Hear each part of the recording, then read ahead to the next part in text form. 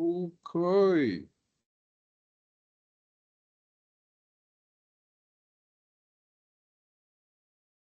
Right. So 7.1, remember, learning unit 7 is about mergers and acquisition. Mergers and acquisitions. And under the required, they say what? They say the following in red. It says determine whether or not Elm Lee Limited should acquire Woody Limited. So let's see what this question is all about. Elm Lee Limited is considering acquiring Woody Limited for a cash consideration of 3 million. Okay, so it's going to use 3 million cash. Okay, 1, 2, 3, 1, 2, 3. Okay, right.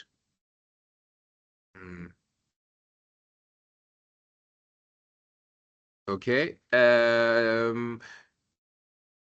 The ultimate purpose of the acquisition will be for Emily to obtain use of a specific lathe machine. Okay, I wonder what type of machine that is. Emily intends on disposing of all the other assets of Woody Limited following the acquisition for net sales proceeds of 2.75 million. Okay, so it's going to sell assets, all the other assets, for 2.75 million. Okay, after it acquires the company. Woody Limited has outstanding liabilities of 3.75 million at the acquisition date. Okay, so there are now liabilities in this company. We also need to be aware of the liabilities of 3.75 million. Because when you acquire a company, you don't just take on its assets, you also take on its debts. Okay, remember, a company can in its own right acquire assets, okay, and also acquire liabilities, okay, enter into contracts and all that nature. So the moment you buy the entity, you acquire all of those things. Does that make sense? So you're also taking on those liabilities. That's why when you are engaged in the process of buying a company, you want to know everything about the company. They call that process a due diligence. Okay, do it from a legal perspective, they do it from a financial perspective, and they do it from the perspective of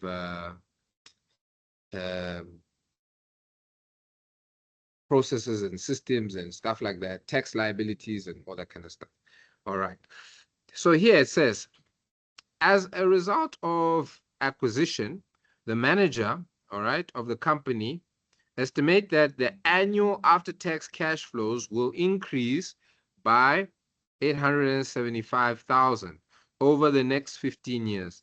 The company's cost of capital is 12%. So that's our interest rate. Can you see that? Cost of capital. Assume the cost of capital of the company has not been impacted by the acquisition. Okay? Because they can say, no, you're a riskier company because you've taken on debt, or you're operating into a business space that is foreign to what you've been doing. So now we're not giving you an interest rate of 12%, we'll give you 14%, for example. But here we see it has not been impacted. Okay, so first things first, you want to calculate how much are we actually paying for this company?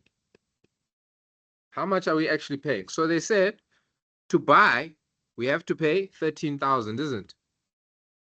Okay, so here cash price, 33 million. Wow. It's too early in the day for this.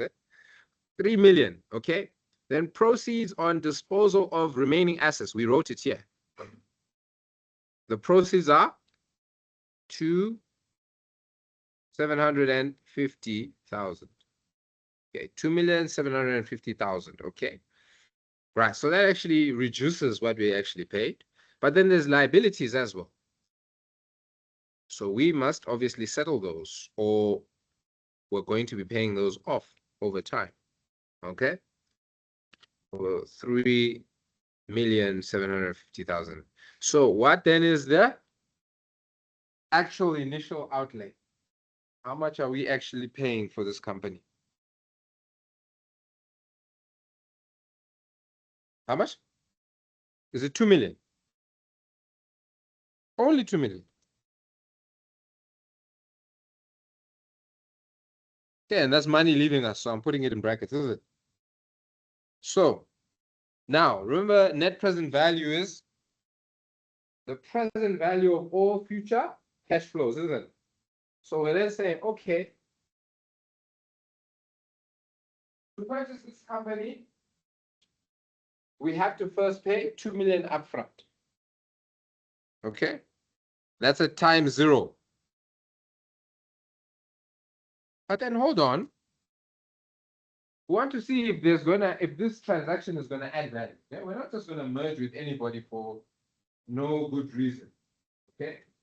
So we did establish earlier, did they say that this business is going to give us cash flows? Said our cash flows will increase by how much? Aha, okay. Over the next how many years? 15 years, isn't it? So we say 875,000 for the next 15 years.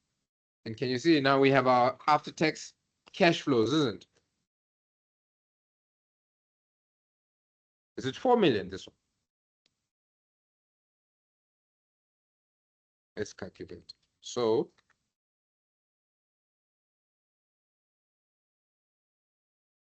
okay, plus 27. Okay. And then, and you are right, ma'am. This is 4 million. Thank you for that. 4 million here as well. Okay, right. So we then take this negative 4 million and we do our NPV calculation, right?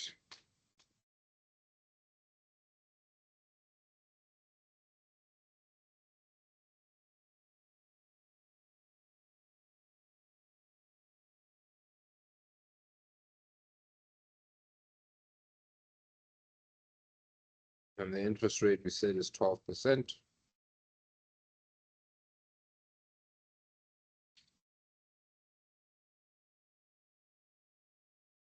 And what amount are you guys getting?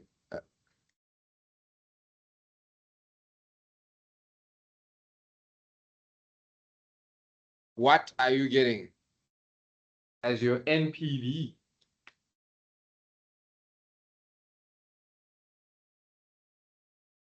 Okay, that definitely sounds about right.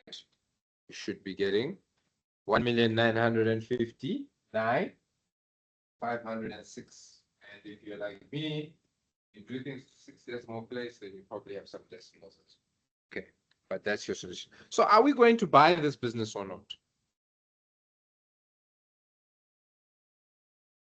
Why?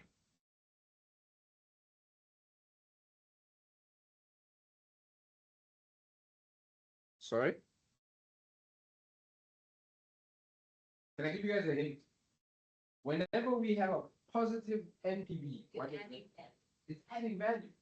So it only makes sense to buy this business, isn't it? Okay, so we are definitely buying this business because it has a positive net present value. Okay, so can you see how you're taking the principles that you learned from your NPV calculations into this here? And that, ladies and gentlemen, is it for today.